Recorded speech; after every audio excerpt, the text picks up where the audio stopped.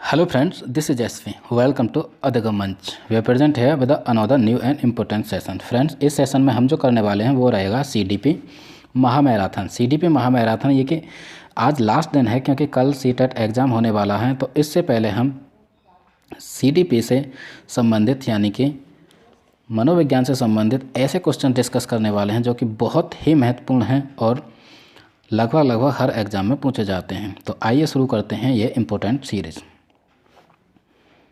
इस सीरीज़ का ये रहा आज के लिए फर्स्ट क्वेश्चन। पहले क्वेश्चन की यदि हम बात करें, विद्यार्थियों में संप्रत्यात्मक विकास को प्रोत्साहन देने के लिए निम्नलिखित में से कौन सी विधि सबसे प्रभावी है।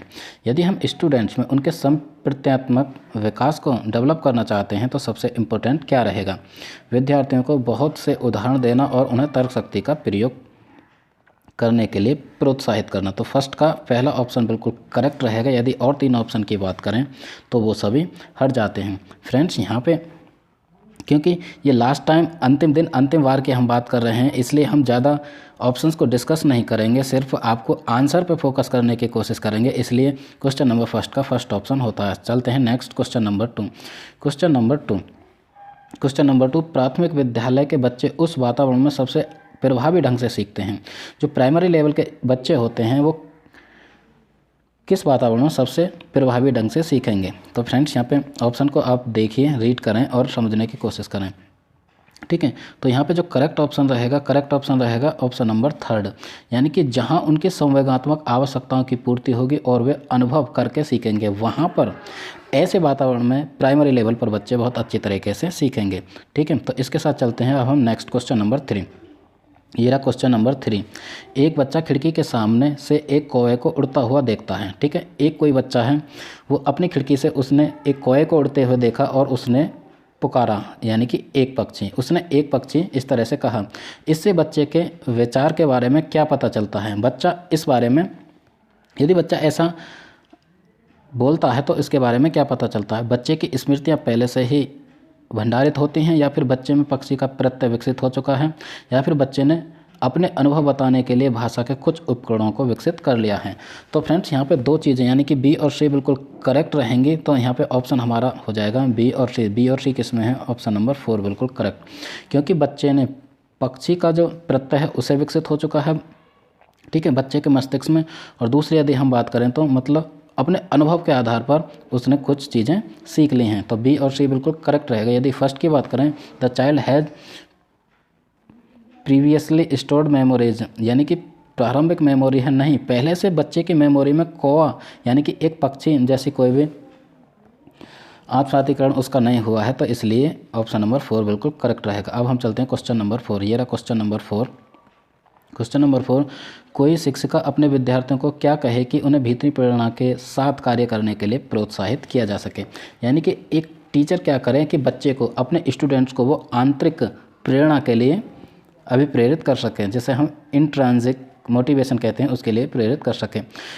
यदि हम इंट्रांजिक यानी कि आंतरिक अभिप्रेरणा की बात करें तो यहाँ पे क्वेश्चन नंबर 4 का ऑप्शन नंबर 2 बिल्कुल करेक्ट रहेगा। यानी कि एक टीचर कह सकती है कि इसे करने की कोशिश करो, तुम खुद सीख जाओगे। बच्चा खुद से करेगा, खुद सीखने के लिए अभिप्रेरित होगा, तो इसका मतलब यह हुआ खुद से सीख रहा है, उसकी आंतरिक अभिप्रेरणा काम करेगी। यदि हम ऑप्शन फर्स्ट, थर्ड और फोर्थ की बात करें तो उनमें उस बच्चे के आंतरिक अभिप्रेरणा काम नहीं करेगी। इसके साथ ही यानी कि ऑप्शन नंबर 2 बिल्कुल करेक्ट होता है। अब हम चलते हैं next question number 5। Question number 5 ये रहा। कोई शिक्षिका अपने विद्यार्थियों को अध्ययन करने हेतु तो आंतरिक रूप से अभिप्रेरित करने के लिए कैसे प्रोत्साहित कर सकते हैं? फ्रेंड, दोबारा से वही इसी तरह का क्वेश्चन कि कोई एक टीचर अपने स्टूडेंट को आंतरिक अभिप्रेरित करना चाहती है, ठीक है। तो इस तरह के क्वेश्चंस बार बार रिपीटेड होते हैं सीटेट के हर एग्जाम में, ठीक, लेकिन यहाँ पे ऑप्शन की भाषा बिल्कुल अलग रहेगी। तो यहाँ पे देखिए, लगातार दोनों इंट्रांजिक मोटिवेशन से संबंधित क्वेश्चन है। पहला जो कहता है वो व्यक्तिगत लक्ष्य निर्धारित करने में उनमें निपुणता पाने में उनकी मदद करें, यानी कि ऑप्शन को आप रीड करें और आंसर करने की कोशिश करें। तो यहाँ पे 5th का फर्स्ट ऑप्शन बिल्कुल करेक्ट रहेगा, यानी कि व्यक्तिगत लक्ष्य निर्धारित करें बच्चों के और उन्हें निपुणता पाने में उनकी मदद करें। बच्चे खुद से मास्टरी करें और अपने लक्ष्य के प्रति खुद से करने की कोशिश करें, ठीक है, अपने गोल को अचीव करने की कोशिश करें, तो बच्चे कुल मिला के आत्म अभिप्रेरित होंगे, खुद से अभिप्रेरित होंगे, उनकी इंट्रांजिक मोटिवेशन काम करेगी, ठीक है। तो फ्रेंड्स, यहाँ पे फर्स्ट ऑप्शन बिल्कुल करेक्ट रहेगा। नेक्स्ट चलते हैं क्वेश्चन नंबर 6।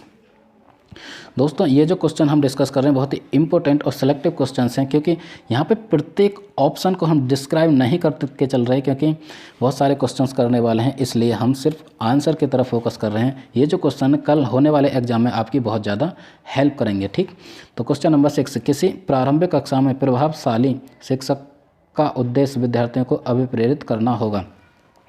किसी भी एक टीचर का प्रारंभिक कक्षा में, ठीक है, प्राइमरी स्कूल में प्रभावशाली शिक्षक का उद्देश्य विद्यार्थियों को अभिप्रेरित करने का क्या रहेगा। यहाँ पे 6 की बात करें तो ऑप्शन नंबर 3 बिल्कुल करेक्ट रहेगा। ऑप्शन नंबर 3 कहता है सीखने के लिए जिससे वे जिज्ञासु बने और सीखने के लिए उन्हें सीखना पसंद करें। ठीक है, यानी कि इस तरह से प्रभाव डाले कोई टीचर या उन्हें अभिप्रेरित करें, ठीक है, कि वो खुद से सीखने के लिए जिज्ञासु बने और वो अधिगम प्रोसेस में अपनी भागीदारी निभाएं। तो यहाँ पे ऑप्शन नंबर 3 बिल्कुल करेक्ट होता है। इसके साथ क्वेश्चन नंबर 7, ये रहा क्वेश्चन नंबर 7। निम्नलिखित में से कौन सा उदाहरण प्रभावशाली विद्यालय की प्रथा है। प्रभावशाली विद्यालय की यदि हम बात करें, यानी कि इफेक्टिव स्कूल प्रैक्टिस कौन सी रहेगी। व्यक्ति सापेक्ष अधिगम, प्रतियोगात्मक कक्षा या फिर निरंतर तुलनात्मक मूल्यांकन या फिर शारीरिक दंड। सबसे ज़्यादा प्रभावशाली जो विद्यालय वो कौन सा रहेगा, तो यहाँ पे रहेगा इंडिविजुअलाइज्ड लर्निंग। जिस विद्यालय में व्यक्ति सापेक्ष अधिगम किया जाएगा, प्रत्येक बच्चे को उनके व्यक्तिगत डिफरेंसेस के आधार पर, ठीक है, उनकी लर्निंग कराई जाएगी, उनकी टीचिंग कराई जाएगी। ठीक, तो यहाँ पर क्वेश्चन नंबर 7 का फर्स्ट बिल्कुल करेक्ट होता है। अब चलते हैं क्वेश्चन नंबर 8। क्वेश्चन नंबर 8 ये रहा, विकास का सिर पदाभिमुख दिशा सिद्धांत, यानी कि सफेलोकॉर्डल जो प्रिंसिपल है उसकी बात हो रही है। तो विकास का किस प्रकार आगे बढ़ता है। जो सफेलोकॉर्डल सिद्धांत है, प्रिंसिपल है, उसमें किसी बच्चे की जो फिजिकल ग्रोथ है वो कहाँ से कहाँ को चलती है। तो ऑप्शन फर्स्ट बिल्कुल करेक्ट रहेगा, यानी कि सिर से पैर की तरफ। फ्रेंड्स, इस क्वेश्चन में एक और चीज़ इंक्लूड करना चाहूँगा।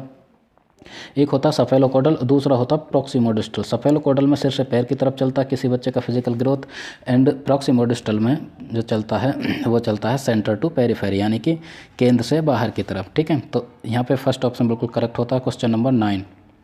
क्वेश्चन नंबर 9, भाषा विकास के लिए सबसे संवेदनशील समय कौन सा है। यदि हम लैंग्वेज डेवलपमेंट की बात करें किसी बच्चे की, तो सबसे जो इम्पोर्टेंट है, ये क्रिटिकल एज है, वो रहेगी प्रारंभिक बचपन का समय। प्रारंभिक बचपन की यदि हम बात करें तो 2 से 12 वर्ष की अवस्था चाइल्डहुड होती है, यानी कि बाल्यावस्था। तो इसमें भी 2 से 6 वर्ष की जो अवस्था है उसमें बच्चे का भाषा विकास बहुत तीव्र गति से होता है। तो यहाँ पे ऑप्शन 2 बिल्कुल करेक्ट रहेगा। इसके साथ चलते हैं हम नेक्स्ट क्वेश्चन नंबर 10। ये रहा क्वेश्चन नंबर 10। क्वेश्चन नंबर 10, एक 6 वर्ष की लड़की खेलकूद में असाधारण योग्यता का प्रदर्शन करती है। उसके माता पिता दोनों ही खिलाड़ी हैं। उसे नियत प्रशिक्षण प्राप्त करने के लिए भेजते हैं और सप्ताह के अंत में उसे प्रशिक्षण देते हैं।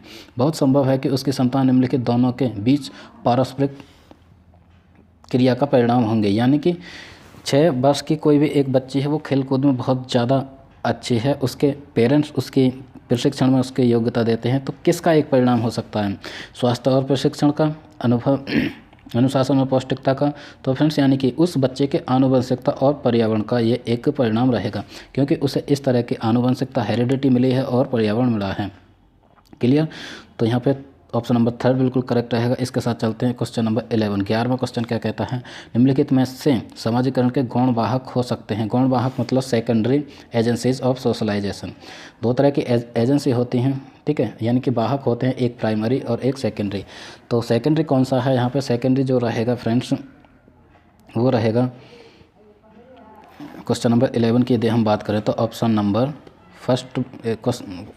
4 बिल्कुल करेक्ट रहेगा, विद्यालय और उस बच्चे के आस पड़ोस। बाकी सब की बात करें तो वो फर्स्ट हो जाएंगे। आस पड़ोस की बात करें, ठीक है, क्योंकि सबसे पहले बच्चे के जो इंट्रैक्शन में आते हैं वो उसके रिलेटिव्स आते हैं, उसके बिल्कुल सगे संबंधी आते हैं। आस पड़ोस की बात करें तो वो बाद में जाता है। ठीक, तो यहाँ पे ऑप्शन नंबर 4 बिल्कुल करेक्ट रहेगा। इसके साथ चलते हैं नेक्स्ट क्वेश्चन नंबर 12। लेव वाइगोत्स्की के अनुसार संज्ञानात्मक विकास का मूल कारण है। वाइगोत्स्की के अनुसार मूल कारण जो रहेगा वो है सामाजिक अन्योन्य क्रिया, यानी कि सोशल इंटरेक्शन। बिल्कुल करेक्ट रहेगा। फ्रेंड्स, यहाँ पे हम जो करने वाले हैं ऑलमोस्ट 50 क्वेश्चन डिस्कस करेंगे। देखें ये सीरीज़ कितनी लंबी चलती है, क्लास कितनी लंबी जाएगी। ठीक है, 50 ऐसे क्वेश्चंस करेंगे, 50 ऐसे प्रश्न जो बार बार पूछे जाते हैं। इन क्वेश्चंस को यदि आप करके जाते हैं तो कल होने वाले एग्जाम में यहाँ से बहुत सारे कॉन्सेप्ट आपके क्लियर होंगे और बहुत सारे क्वेश्चन आपको रिपीटेड मिलेंगे। ठीक है, तो इसके साथ क्वेश्चन नंबर 13वां क्वेश्चन, किसी बच्चे का दिया गया विशिष्ट उत्तर कोहल वर्ग के नैतिक तर्क के सोपानों की विषय वस्तु के किस सोपान के अंतर्गत आएगा। यानी कि कोई एक बच्चा है, वो एक आंसर देता है, वो कोहल वर्ग के सिद्धांत के किस रूप में आएगा। यदि आप ईमानदार हैं तो आपके माता पिता आप पर गर्व करेंगे। ठीक है, इसलिए आपको ईमानदार रहना चाहिए। इस तरह का जो उत्तर है कोहल वर्ग के नैतिक विकास के किस उसमें आएगा, तो फ्रेंड्स ये आएगा यानी कि good boy good girl. First यानी कि पहली स्टेज रहेगी अच्छा लड़का अच्छा लड़की। ठीक, तो पहला बिल्कुल करेक्ट होता है। इसके साथ क्वेश्चन नंबर 14 14वें क्वेश्चन की यदि हम बात करें तो जिन प्याजे के अनुसार अधिगम के लिए निम्नलिखित में से क्या आवश्यक है। अधिगम के लिए प्याजे के अनुसार क्या आवश्यक है। ठीक है, चारों ऑप्शन आप रीड करें और आंसर की यदि हम बात करें तो आंसर रहेगा शिक्षार्थी के द्वारा पर्यावरण की सक्रिय खोजबीन। ठीक है, एक्सप्लोरेशन की यहाँ पे बात करते हैं, खुद से करके सीखने की बात करते हैं। थर्ड बिल्कुल करेक्ट रहेगा। इसके साथ क्वेश्चन नंबर 15वें क्वेश्चन की यदि हम बात करें तो 15वां क्वेश्चन ये रहा क्वेश्चन नंबर 15 प्याजे के अनुसार। दोबारा से प्याजे का क्वेश्चन, ऐसा कोई भी सीटेट एग्जाम नहीं रहा जिसमें 2 और 3 क्वेश्चन प्याजे से संबंधित ना आए। 3 क्वेश्चन हमेशा से आते हैं, इसलिए आप प्याजे को अच्छी तरह से ये क्वेश्चन आप देख सकते हैं। 15वां क्वेश्चन प्याजे के अनुसार प्रारूप स्कीमा निर्माण वर्तमान योजना के अनुरूप बनाने हेतु नवीन जानकारी में संशोधन करने। यदि हम नवीन जानकारी में संशोधन की बात करें और नवीन जानकारी के आधार पर पुरानी योजना में संशोधन के परिणाम के रूप में घटित होता है, इन 2 प्रक्रियाओं को जाना जाता है। ये कौन सी प्रक्रिया रहेंगी। किसी बच्चे के मस्तिष्क में जो कोई भी स्कीमा बना उसमें संशोधन मॉडिफिकेशन एडजस्टमेंट की यदि हम बात करें तो फ्रेंड्स यहाँ पे 15th क्वेश्चन की बात करें तो थर्ड ऑप्शन बिल्कुल करेक्ट रहेगा, यानी कि समायोजन और अनुकूलन एकोमोडेशन एंड एडेप्टेशन बिल्कुल करेक्ट होता है। ठीक है, इसके साथ चलते हैं क्वेश्चन नंबर 16। ये रहा क्वेश्चन नंबर 16वां क्वेश्चन, किसी प्रगतिशील कक्षा की व्यवस्था में शिक्षक एक ऐसे वातावरण को उपलब्ध कराकर अधिगम को सुगम बना सकता है। प्रगतिशील कक्षा की यदि हम बात करें प्रोग्रेसिव क्लासरूम की, तो सबसे प्रभावी बना सकता है कोई एक टीचर, तो ये रहेगा क्वेश्चन नंबर 16 का ऑप्शन नंबर 3, यानी कि खोज को प्रोत्साहन देकर प्रमोट डिस्कवरी। ठीक है, बच्चों को खुद से खोज करने के लिए कहें तो वो अपने कक्षा के वातावरण को एकदम प्रभावी बना सकता है। ठीक, नेक्स्ट चलते हैं क्वेश्चन नंबर 17वां क्वेश्चन, हार्वर्ड गार्डनर का बहुबुद्धि सिद्धांत सुझाता है। गार्डनर के बहुबुद्धि सिद्धांत जो सुझाता है के अनुसार कौन सा एक सही रहेगा, इस तरह से हम कह सकते हैं। तो क्वेश्चन नंबर 17 का फर्स्ट ऑप्शन बिल्कुल करेक्ट रहेगा, यानी कि शिक्षक को चाहिए कि विषय वस्तु को वैकल्पिक विधियों से पढ़ाने के लिए बहुबुद्धियों को एक रूपरेखा की तरह ग्रहण करें। बहुबुद्धि प्रत्येक बच्चे में अलग अलग तरह की प्रतिभा विशिष्ट योग्यताएं विशिष्ट तरह की बुद्धि होती है, तो टीचर को चाहिए कि अपने विषय वस्तु अपने कंटेंट को इस तरह से तैयार करें कि प्रत्येक बच्चे को उसमें सहजता हो पाए। तो यहाँ पर फर्स्ट ऑप्शन बिल्कुल करेक्ट रहेगा। अब चलते हैं नेक्स्ट क्वेश्चन नंबर 18वां क्वेश्चन, कोई 5 साल की लड़की एक टी शर्ट को तय करते हुए अपने आप से बात करती है। टी शर्ट वो तय कर रही है, यानी कि उस पर प्रेस कर रही है, तय बना रही है, तो अपने आप से बात करती है। ठीक है, तो इस तरह प्रदर्शित व्यवहार के संदर्भ में निम्नलिखित में से कौन सा एक कथन सही है। तो फ्रेंड्स ये यदि हम इस तरह की बात करें, प्याजे ने इसे अहम केंद्रित वाक्य कहा है और वाइगोत्स्की ने इसे कहा है प्राइवेट स्पीच। तो क्वेश्चन नंबर 18 का फोर्थ ऑप्शन बिल्कुल करेक्ट रहेगा, यानी कि ये रहा फोर्थ ऑप्शन। जिन प्याजे इसे अहम केंद्रित भाषा कहेंगे, ठीक है, और वाइगोत्स्की व्याख्या करते हैं बच्चे की निज भाषा। ठीक है, क्योंकि हम ये थ्योरी हम बार बार क्वेश्चन के थ्रू डिस्कस कर चुके हैं और अलग से जो हम ने CDP का कोर्स कराया है, ठीक है, उसमें ये थ्योरी हम कंप्लीट रूप से करा चुके हैं, इसलिए सिर्फ हम यहाँ पे आंसर की तरफ ज़्यादा फोकस कर रहे हैं। ठीक, क्योंकि आपका कल होने वाले एग्ज़ाम में कोई भी क्वेश्चन गलत ना हो। ठीक, तो अब हम चलते हैं नेक्स्ट क्वेश्चन नंबर 19वां क्वेश्चन, लिंग है। फ्रेंड्स लिंग क्या है, यानी कि हिंदी में यदि हम बात करें तो लिंग ही होता है। यदि इंग्लिश में बात करें तो इंग्लिश में सेक्स हो गया, सेक्स को भी लिंग कहा जाता है और उसके बाद जेंडर को भी। ठीक है, तो जहाँ भी लिंग से संबंधित क्वेश्चन आए उसमें आपको इंग्लिश का क्वेश्चन जरूर से देखना है। इंग्लिश के क्वेश्चन की यदि हम बात करें तो जेंडर क्या है। ठीक है, लिंग की यदि हम बात करें तो फ्रेंड्स हिंदी के लिंग की यदि हम बात करें तो वो एक जैविक सत्ता है, लेकिन यहाँ पे जेंडर की बात हो रही है। जेंडर एक सामाजिक संरचना है। क्लियर, तो 2 बिल्कुल करेक्ट रहेगा। जेंडर कौन सी लड़की है कौन सा लड़का है, यह निर्धारण समाज ने किया है, इसलिए वो सामाजिक संरचना रहेगी। चलते हैं 20वां क्वेश्चन, वाइगोत्स्की के सामाजिक संरचना सिद्धांत में दृढ़ विश्वास रखने वाले शिक्षक के नाते आप अपने बच्चों के आकलन के लिए निम्नलिखित में से किस विधि को वरीयता देंगे?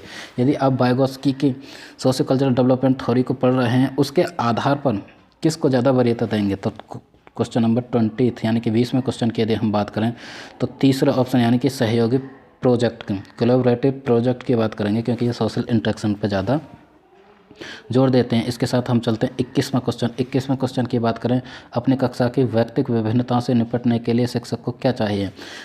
व्यक्तिक विभिन्नताओं से निपटने के लिए शिक्षक क्या कर सकता है? 21वें क्वेश्चन में फर्स्ट ऑप्शन बिल्कुल करेक्ट रहेगा। बच्चों से बातचीत करें और उनके दृष्टिकोण को महत्व दे, बाकी सब हट जाएंगे। बच्चों से बात करें, उनका जो क्या दृष्टिकोण है, किसी कॉन्सेप्ट, किसी संप्रत्यय को लेकर क्या सोचते हैं, उस पर ज़्यादा ध्यान दिया जाना चाहिए और बच्चों से बातचीत करके उनके व्यक्तिगत विभिन्नता को निपटाया जा सकता है या उसे निर्धारित किया जा सकता है। ठीक है, तो यहाँ पे फर्स्ट बिल्कुल करेक्ट रहेगा। इसके साथ 22वां क्वेश्चन की बात करें तो आकलन उद्देश्यपूर्ण होता है यदि किसी बच्चे का जो असेसमेंट है वो सक्सेसफुल पर्पसफुल होगा यदि क्या किया जाए। तो यहाँ पे 22वें क्वेश्चन की बात करें, 22वें क्वेश्चन का ऑप्शन नंबर 4 बिल्कुल करेक्ट रहेगा। इससे विद्यार्थियों और शिक्षकों को प्रतिपुष्टि फीडबैक प्राप्त होता है। आकलन का मतलब असेसमेंट करें, ठीक है। असेसमेंट से टीचर को यह पता चलता है कि बच्चे कहाँ तक सीखने में सफल हो पा रहे हैं, इसके लिए वो आगे से अपने टीचिंग प्रोसेस में सुधार कर सकता है। तो यहाँ पे फोर्थ ऑप्शन बिल्कुल करेक्ट रहेगा। इसके साथ चलते हैं नेक्स्ट क्वेश्चन नंबर 23। 23वां क्वेश्चन, राष्ट्रीय पाठ्यचर्या की रूपरेखा NCF 2005 के अनुसार शिक्षक की कौन सी एक भूमिका है? फ्रेंड्स बहुत ज़्यादा इंपॉर्टेंट है, ऑलमोस्ट हर बार पूछे जाने वाला क्वेश्चन है। वेरी वेरी वेरी, कितनी भी लगाएं वो भी कम पड़ जाएंगे। ठीक है, हर बार पूछा जाता है। तो NCF 2005 राष्ट्रीय पाठ्यचर्या की रूपरेखा एक टीचर को सुविधादाता के रूप में देखता है। टीचर सिर्फ एक फैसिलिटेटिव है, वो फैसिलिटेट करता है, सिर्फ मार्गदर्शन देता है। बाकी बच्चे ज्ञान का निर्माण खुद करते हैं और खुद सीखते हैं। तो इसलिए यहाँ पे सेकंड बिल्कुल करेक्ट रहेगा। इसके साथ चलते हैं हम 24वां क्वेश्चन नंबर 24। फ्रेंड्स, हम यहाँ पे 50 क्वेश्चन करने वाले हैं जो आपके एग्जाम में बहुत ज़्यादा हेल्प करेंगे। यदि यहाँ से हेल्प मिलती है तो अपने फ्रेंड्स के साथ ज़रूर से ज़रूर शेयर करें, कमेंट करें, लाइक करें। ठीक है, यदि अभी तक आपने हमारा चैनल सब्सक्राइब नहीं किया है तो सब्सक्राइब करें। इसके साथ यानी कि क्वेश्चन नंबर 24, 24वां क्वेश्चन, अनुसंधान सुझाते हैं कि एक विविध कक्षा में अपने विद्यार्थियों से शिक्षिका की अपेक्षाएं विद्यार्थियों के अधिगम, यानी कि जो रिसर्च हैं उनके अनुसार उन्होंने यह निष्कर्ष निकाला है कि यहाँ पे जो थर्ड ऑप्शन बिल्कुल करेक्ट रहेगा, यानी कि महत्वपूर्ण प्रभाव छोड़ते हैं, बच्चे के अधिगम पर महत्वपूर्ण प्रभाव छोड़ते हैं यदि जो शिक्षा की विविधता है, डाइवर्सिटी है, ठीक है, वो उसके जो अधिगम है उस पर बहुत ज़्यादा प्रभाव छोड़ते हैं। क्लियर? तो यहाँ पर ऑप्शन नंबर 3 बिल्कुल करेक्ट रहेगा। इसके साथ चलते हैं हम 25वें क्वेश्चन की तरफ। क्वेश्चन नंबर 25, विशेष आवश्यकता वाले बच्चों को शामिल करना। विशेष आवश्यकता वाले बच्चों को किस तरह से आप शामिल कर सकते हैं? तो यहाँ पे 25वें क्वेश्चन का ऑप्शन नंबर 2 बिल्कुल करेक्ट रहेगा, यानी कि शिक्षण के प्रति दृष्टिकोण, विषय वस्तु और धारणा परिवर्तन की अपेक्षा रखकर। ठीक है, इसके साथ चलते हैं क्वेश्चन नंबर 26, 26वां क्वेश्चन, विविध प्रकार की सामाजिक, आर्थिक और सांस्कृतिक पृष्ठभूमि के बच्चों से युक्त कक्षा सभी विद्यार्थियों के अधिगम अनुभवों को बढ़ाती है, यह कथन है। ठीक है, यानी कि बच्चे की जो उसकी विविध प्रकार की सामाजिक, आर्थिक और सांस्कृतिक पृष्ठभूमि किस तरह से बच्चे को प्रभावित करती हैं। तो क्वेश्चन नंबर 26 की बात करें तो चौथा ऑप्शन बिल्कुल करेक्ट रहेगा, यानी कि ये बिल्कुल सही बात है, बिल्कुल उसे प्रभावित करती है, अनुभवों को बढ़ाती है, क्योंकि बच्चे अपने साथियों से अनेक कौशल सीखते हैं। ठीक है, यदि किसी क्लास में अलग अलग डाइवर्सिटी के बच्चे रहेंगे, अलग समाज के रहेंगे, अलग आर्थिक पृष्ठभूमि के रहेंगे, तो बच्चे खुद सहपाठियों से अलग डिफरेंट तरह के कौशल सीखेंगे। फोर्थ ऑप्शन बिल्कुल करेक्ट रहेगा। इसके साथ 27वां क्वेश्चन 27, सुनने में असमर्थ बच्चा। कोई बच्चा यदि सुनने में असमर्थ है, ठीक है, तो उसके लिए यानी हियरिंग इम्पेयर्ड बच्चे की यदि हम बात करें तो यहाँ पे आ जाएगा 27 का फर्स्ट ऑप्शन।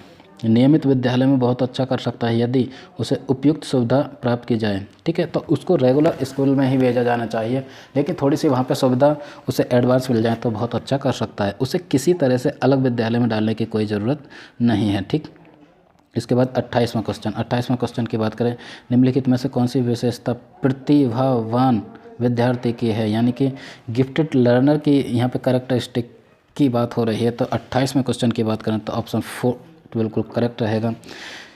यदि कक्षा की गतिविधियां अधिक चुनौतीपूर्ण नहीं होती हैं तो वह कम प्रेरित अनुभव करता है और ऊब जाता है। गिफ्टेड जो बच्चा होता है, जिसकी डाइवर्जेंट थिंकिंग होती है, अपसारी चिंतन होती है, ठीक है, यदि उस बच्चे के लिए किसी क्लास की गतिविधि चुनौतीपूर्ण ना हो तो वो ऊबने लगता है, ठीक है, बोर होने लगता है। तो 28वें क्वेश्चन का फोर्थ ऑप्शन बिल्कुल करेक्ट रहेगा। इसके साथ 29वां क्वेश्चन नंबर 29, एक शिक्षिका अपनी प्राथमिक कक्षा में प्रभावी अधिगम को बढ़ा सकती है। कोई भी एक टीचर अपनी प्राइमरी कक्षा में अधिगम को प्रभावी बना सकती है। तो 29वें क्वेश्चन की बात करें, 29वें क्वेश्चन का ऑप्शन नंबर 2 बिल्कुल करेक्ट रहेगा। विषय वस्तु को विद्यार्थियों के जीवन के साथ संबंधित करके, यानी कि रियल लाइफ से जुड़े हुए विषय वस्तु होनी चाहिए, बच्चे खुद प्रभावी रूप से सीखेंगे। इसके साथ चलते हैं हम क्वेश्चन नंबर 30 यानी 30वें क्वेश्चन की तरफ आ चुके हैं फ्रेंड्स। 30वां क्वेश्चन कहता है बच्चों के बारे में निम्नलिखित कथनों में से कौन सा सही है। नीचे कौन सा एक सही है। बच्चे जानकारी के निष्क्रिय प्राप्तकर्ता होते हैं, बिल्कुल नहीं। पैसिव नहीं होते, एक्टिव होते हैं, ठीक है, तो ये हट जाएगा। यदि बी की बात करें, बच्चे समस्या समाधान करता होते हैं, ये सही है। बच्चे नन्हे वैज्ञानिक होते हैं, ये सही है। बच्चे पर्यावरण से सक्रिय अन्वेषक हैं, ये सही है। तो बी सी डी वाला तीनों ऑप्शन सही हो जाएंगे, ठीक है। तो यानी बी सी डी, ए को छोड़ के कौन सा ऑप्शन है, तो ऑप्शन नंबर 4 बिल्कुल करेक्ट आएगा, यानी कि बी सी डी। क्लियर। इसके साथ चलते हैं नेक्स्ट। हाँ जी, तो गणित आ गए यहाँ पे। 30 क्वेश्चन हम डिस्कस कर चुके हैं। इसके साथ नेक्स्ट क्वेश्चन करेंगे फ्रेंड्स। नेक्स्ट क्वेश्चन करने से पहले, ठीक, तो 20 क्वेश्चन और बचे हैं, उन 20 क्वेश्चन को भी कर लेते हैं। नेक्स्ट क्वेश्चन करेंगे। इससे पहले यदि ये सेशन आपको हेल्प करता है तो अपने फ्रेंड के साथ इसे लाइक कर सकते हैं, कमेंट कर सकते हैं और अपने फ्रेंड्स के साथ ज़रूर से ज़रूर शेयर कर सकते हैं। इसके साथ अब हम नेक्स्ट 20 क्वेश्चंस की और एक पीपीटी निकालते हैं, उसके थ्रू आगे करेंगे डिस्कस, ठीक है। इसके साथ अभी आप थोड़ा सा सस्ता सकते हैं, यानी कि रिलैक्स फील कर सकते हैं, पानी पी सकते हैं। हमने ये किया। इसके साथ अब हम चलते हैं नेक्स्ट चलेंगे फ्रेंड। नेक्स्ट कौन सा था। हाँ जी, नेक्स्ट क्वेश्चन करेंगे अब हम। नेक्स्ट की बात करें तो नेक्स्ट एरी पीपीटी, नेक्स्ट प्रैक्टिस सेट में से हमने ये क्वेश्चन, हाँ जी, दोबारा से नेक्स्ट क्वेश्चन ये रहा फ्रेंड्स। नेक्स्ट क्वेश्चन करते हैं तो ये रहा क्वेश्चन नंबर फर्स्ट। क्योंकि हम 30 क्वेश्चन कर चुके हैं, 30 के बाद ये दोबारा से 20 क्वेश्चन और करेंगे, क्योंकि हम 50 क्वेश्चन करने वाले हैं। तो ये रहा question number first. Question number first की यदि हम बात करें तो क्वेश्चन नंबर फर्स्ट, डैश के अतिरिक्त बुद्धि के निम्नलिखित पक्षों को स्टर्नबर्ग के तृतीय सिद्धांत से संबोधित किया गया है। फ्रेंड, स्टर्नबर्ग ने बुद्धि का तृतीय सिद्धांत दिया है, उसमें यदि हम बात करें तो कौन सा एक नहीं है, ठीक है, यानी कि अवयवभूत, सामाजिक, अनुभाविक या फिर संदर्भगत। तो फ्रेंड्स, स्टर्नबर्ग ने 3 बुद्धि के प्रकार बताए हैं, ठीक है, त्रितंत्र 3 तंत्र बताए हैं। उसमें यदि हम बात करें तो ये सोशल, यानी कि सामाजिक बुद्धि ये नहीं बताते। सामाजिक बुद्धि को थॉर्नडाइक ने बताया है, इसलिए यहाँ पे ऑप्शन 2 हट जाएगा, ठीक है। बाकी तीनों की बात करें, कंपोनेंशियल, एक्सपीरियंशियल या फिर कॉन्टेक्चुअल, तीनों बुद्धि की ये बात करते हैं। तो यहाँ पे ऑप्शन 2 बिल्कुल करेक्ट रहेगा। इसके साथ चलते हैं next question number 2। Harvard Gardner का बुद्धि का सिद्धांत डैश पर बल देता है। हार्वर्ड गार्डनर का जो बुद्धि का सिद्धांत है, ठीक है, इस सिद्धांत में उन्होंने 8 टाइप ऑफ इंटेलिजेंस की बात की है। तो यहाँ पे फर्स्ट की यदि सेकंड की बात करें तो थर्ड बिल्कुल करेक्ट रहेगा, यानी कि प्रत्येक व्यक्ति की विलक्षण योग्यता जो होती है, उन्होंने इसे बुद्धि कहा है। प्रत्येक बच्चे के, प्रत्येक व्यक्ति के अलग अलग विलक्षण प्रतिभाएं होती हैं। इसके साथ चलते हैं हम नेक्स्ट। ये रहा क्वेश्चन नंबर 3। क्वेश्चन नंबर 3 क्या कहता है, था, फा, च ध्वनियाँ हैं, ये जो ध्वनियाँ हैं कौन सी हैं, यानी कि TH, PH, CH, यानी कि था, पा, चा, आर मॉर्फिन्स, ग्राफेम्स या फिर लेक्सिम्स या फिर फोनिम। फ्रेंड्स, ये साउंड की सबसे छोटी यूनिट है, इसलिए इनको जो कहते हैं फोनिम कहते हैं। फोनिम, मॉर्फिन, ठीक है, सिंटैक्स एंड सेमेंटिक्स, इन सब पे बहुत सारे क्वेश्चन पूछे जाते हैं, इसलिए बहुत मोस्ट है। तो फ्रेंड्स, यहाँ पे इसे फोनिम कहते हैं, यानी कि साउंड की सबसे छोटी जो यूनिट है उसे फोनिम कहेंगे, ठीक। तो यहाँ पे ऑप्शन 4 बिल्कुल करेक्ट रहेगा, फोनिम, ठीक है। इसके साथ चलते हैं क्वेश्चन नंबर 4। क्वेश्चन नंबर 4 ये रहा क्वेश्चन नंबर 4। कक्षा में जेंडर रूढ़िबद्धता से बचने के लिए एक शिक्षिका को जेंडर रूढ़िबद्धता, जेंडर स्टेरियोटाइपिंग से बचने के लिए क्या करना चाहिए। तो यहाँ पे ऑप्शन नंबर 4 की बात करें तो फर्स्ट ऑप्शन बिल्कुल करेक्ट रहेगा। लड़के लड़कियों को एक साथ अपारंपरिक भूमिकाओं में रखना चाहिए। किसी तरह की पारंपरिक भूमिका, जैसे लड़के सिर्फ ये करेंगे लड़कियां सिर्फ ये करेंगे, इस तरह की धारणा टीचर नहीं बना सकता। दोनों को बराबरी के साथ रखें और यानी कि नॉन ट्रेडिशनल रोल के रूप में यदि देखें तो जो जेंडर स्टेरियोटाइपिंग है उसे दूर किया जा सकता है। ठीक है, तो यहाँ पे फर्स्ट ऑप्शन बिल्कुल करेक्ट रहेगा। क्वेश्चन नंबर 5, विद्यालयों को किसके लिए व्यक्तिगत विभिन्नता को पूरा करना चाहिए? व्यक्तिगत विभिन्नता को किस चीज़ के लिए, कौन सी एक चीज़ है जिसके लिए उसे पूरा करना चाहिए? तो 5th का यहाँ पे ऑप्शन नंबर 3 बिल्कुल करेक्ट रहेगा। यह समझने के लिए क्यों विद्यार्थी सीखने के योग्य या अयोग्य हैं। ठीक है, कौन सा एक कारण है जो विद्यार्थी नहीं सीख पा रहे हैं? ये व्यक्तिगत विभिन्नता बहुत इंपॉर्टेंट है एक टीचर के लिए। ठीक है, तो यहाँ पे 3rd ऑप्शन बिल्कुल करेक्ट रहेगा। इसके बाद क्वेश्चन नंबर 6, शिक्षार्थियों में व्यक्तिगत विभिन्नताओं को संबोधन करने के लिए एक विद्यालय किस प्रकार का सहयोग उपलब्ध करवा सकता है? कोई भी एक जो स्कूल है किस तरह का सहयोग करवा सकता है व्यक्तिगत विभिन्नता को संबोधित करने के लिए? तो यहाँ पे 6th ऑप्शन की बात करें तो फर्स्ट ऑप्शन बिल्कुल करेक्ट रहेगा। बाल केंद्रित पाठ्यचर्या का पालन करना और शिक्षार्थियों को सीखने के अनेक अवसर उपलब्ध कराना। ठीक है, इसके साथ चलते हैं क्वेश्चन नंबर 7। क्वेश्चन नंबर 7 मतलब फ्रेंड्स क्वेश्चन नंबर ये 37 माना जाएगा क्योंकि हम इससे पहले 30 करा चुके हैं। ये 7 क्योंकि इस सीरीज में हम 50 क्वेश्चंस करेंगे। ये CDP महा मैराथन कर रहे हैं फ्रेंड्स, क्योंकि अंतिम बार हम कर रहे हैं, क्योंकि सिर्फ एक दिन शेष बचा है। कल होने वाला CTET एग्ज़ाम है, उसमें ये आपकी बहुत ज़्यादा हेल्प करेंगे। यदि ये सेशन आपको हेल्प करता है तो लाइक करें, कमेंट करें और अपने फ्रेंड्स के साथ ज़रूर से ज़रूर शेयर करें। यदि अभी तक आपने हमारा चैनल सब्सक्राइब नहीं किया है तो सब्सक्राइब करें। इसके साथ क्वेश्चन नंबर 7, सतत और व्यापक मूल्यांकन डैश पर बल देता है। सतत और व्यापक मूल्यांकन की यदि हम बात करें तो वो किस चीज़ पर बल देता है? क्वेश्चन नंबर 7 ऑप्शन नंबर 2 बिल्कुल करेक्ट रहेगा। सीखने को किस प्रकार अवलोकित, रिकॉर्ड और सुधारा जाए। ठीक है, यानी कि फीडबैक देता है। ठीक, समय समय पर हम लगातार बच्चे का मूल्यांकन करते हैं जिससे उनके अधिगम में सुधार किया जा सके। क्वेश्चन नंबर 8, विद्यालय आधारित आकलन। विद्यालय आधारित आकलन क्या है? ठीक है, तो क्वेश्चन नंबर 8 की यदि हम बात करें, क्वेश्चन नंबर 8 रहेगा। 3rd ऑप्शन बिल्कुल करेक्ट रहेगा, यानी कि परिचित वातावरण में अधिगम सीखने में सभी शिक्षार्थियों की मदद मिलती है। बच्चों को इस तरह का वातावरण प्रदान किया जाना चाहिए जिससे वो परिचित हों, यानी कि उनके रियल लाइफ से रिलेटेड उनका वातावरण हो, वहाँ पे वो अच्छी तरह से सीखेंगे। ठीक है, तो ये विद्यार्थी आधारित आकलन ये काम करेगा। क्वेश्चन नंबर 9, क्वेश्चन नंबर 9, सीखने की तत्परता डैश की ओर संकेत करती है। फ्रेंड्स, सीखने की तत्परता की यदि हम बात करें, यानी कि थॉर्नडाइक ने तत्परता का एक नियम दिया है। इस नियम के अनुसार वो कहते हैं कि बच्चा जब तक तत्पर रेडी नहीं रहेगा तब तक नहीं सीखेगा। तो इस कन्फ्यूजन में बिल्कुल ना रहें कि ऑप्शन नंबर 3 इस क्वेश्चन का होगा, नहीं, इसे बिल्कुल हटा दें। यहाँ पे सिर्फ नियम नहीं पूछा कि किसने दिया है, सीखने की तत्परता से यहाँ पे मतलब क्या है ये पूछा है। तो यहाँ पे क्वेश्चन नंबर 9 का ऑप्शन नंबर 2 बिल्कुल करेक्ट रहेगा, यानी कि सीखने के सातत्य में शिक्षार्थियों का वर्तमान संज्ञानात्मक स्तर, यानी कि बच्चे जिस समय सीखने के लिए तत्पर हैं, रेडी हैं, उस समय उनका संज्ञानात्मक स्तर क्या है ये मदद करेगा। तो यहाँ पे 2 बिल्कुल करेक्ट रहेगा। इसके साथ क्वेश्चन नंबर 10, 10वें क्वेश्चन की यदि हम बात करें, एक शिक्षिका की कक्षा में कुछ शारीरिक विकलांग बच्चे हैं, निम्नलिखित में से उसके लिए क्या कहना सबसे उचित रहेगा? कोई एक टीचर है, उसकी कक्षा में कुछ विकलांग बच्चे हैं, ठीक है, फिजिकली चैलेंज्ड हैं, तो उसके लिए क्या उचित रहेगा? यहाँ पे क्वेश्चन नंबर 10 फर्स्ट बिल्कुल करेक्ट रहेगा, यानी कि पहिया कुर्सी वाले बच्चे हॉल में जाने के लिए अपने समवयस्क यानी कि जो उनके पीयर ग्रुप है उनसे हेल्प ले सकते हैं। ठीक है, आपस में, यानी कि वो और बच्चों से कहें कि जो विकलांग बच्चे हैं उनकी हेल्प करें उनकी पहिया साइकिल को चलाने के लिए। ठीक, तो यहाँ पे फर्स्ट ऑप्शन बिल्कुल करेक्ट रहेगा। नेक्स्ट क्वेश्चन नंबर 11, 11वां क्वेश्चन, डैश के अतिरिक्त निम्नलिखित सभी के कारण अधिगम असमता उत्पन्न होती है। निम्नलिखित में से सभी के कारण जो अधिगम असमता है वो उत्पन्न होगी। तो फ्रेंड्स यहाँ पे 11 क्वेश्चन की बात करें, क्वेश्चन नंबर 11 फर्स्ट ऑप्शन बिल्कुल करेक्ट रहेगा।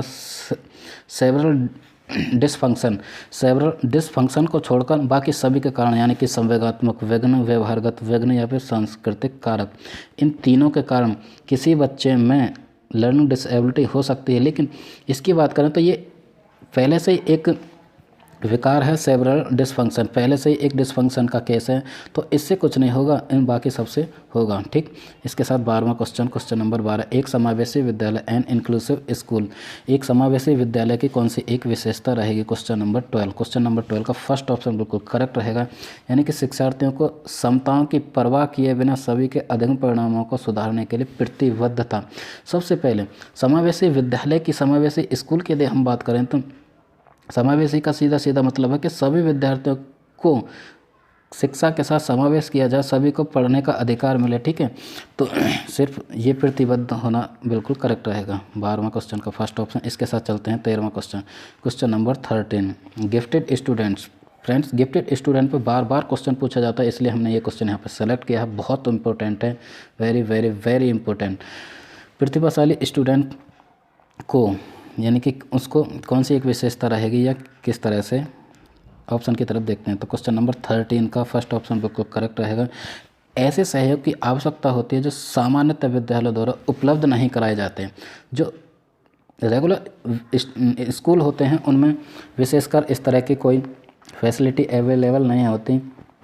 ठीक है, तो जो प्रतिभाशाली विद्यार्थी होते हैं उनको ऐसे सहयोग की आवश्यकता होती है। फर्स्ट ऑप्शन बिल्कुल करेक्ट रहेगा। क्वेश्चन नंबर 14, 14वां question, giftedness is due to dash के कारण प्रतिभाशालिता होती है। कोई भी बच्चा गिफ्टेड है, प्रतिभाशाली है, यानी कि प्रतिभाशाली 140, एक कंडीशन तो उसकी ये रहेगी, ओनली वन कंडीशन, एक कंडीशन तो ये रहेगी कि उसकी बुद्धि लब्धि 140 से ऊपर हो। लेकिन ऐसा नहीं है कि प्रत्येक प्रतिभाशाली बच्चे की इंटेलिजेंस 140 से ऊपर रहेगी, ऐसा कतई भी नहीं है। जिसकी बुद्धि लब्धि कम भी है वो भी गिफ्टेड कहे जा सकते हैं या हो सकते हैं। ठीक है, तो ये रही एक बात। तो प्रतिभाशाली जो बच्चे हैं वो किस कारण होते हैं? आनुवंशिक रचना, वातावरणीय अभिप्रेरणा या फिर मनोसामाजिक कारक। तो फ्रेंड्स यहाँ के दोनों ऑप्शन बिल्कुल करेक्ट रहेंगे, यानी कि तीनों, तीसरा ऑप्शन बिल्कुल करेक्ट होता है, यानी कि किसी बच्चे की हेरिडिटी, आनुवंशिक और उसका परिवेश किसी बच्चे को गिफ्टेड बनाता है। 15वां क्वेश्चन इसी के साथ, क्वेश्चन नंबर 15, बच्चों में सीखने और सुनने के लिए अधिगम योग्य वातावरण के लिए निम्नलिखित में से कौन उपयुक्त है?